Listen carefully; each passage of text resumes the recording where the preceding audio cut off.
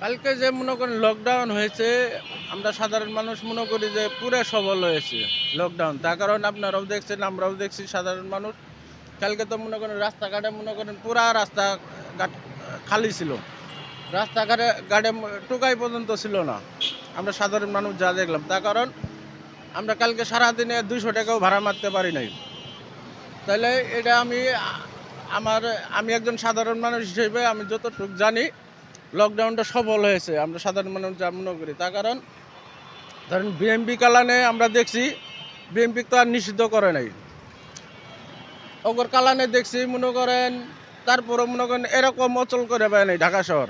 আর আওয়ামী লীগের নেতাকর্মী তো মনে করেন দেশতে নাই, তারপরেও মনে করেন ওগর এক হুঙ্কারে মনে করেন পুরো ঢাকা শহর পুরো বাংলাদেশ অচল হয়ে গেছে গা। তিনি আর কি মনে করবেন আপনারাও জানেন, আমরাও জানি। পুরো ঢাকা শহরের মধ্যে মনে করেন পুরো ঢাকা শহর অচল হয়ে গেছে। তো এটা তো সবল অবশ্যই হয়েছে, আমরা সাধারণ মানুষ যা মনে করি। তার কারণ মানুষ মনে করেন এখন মনে করেন আপনি যা ভাবে, বিএমপি কালানে আমরা হরতাল দেখেছি, তখন মনে করেন মানুষ শান্তিতে ছিল।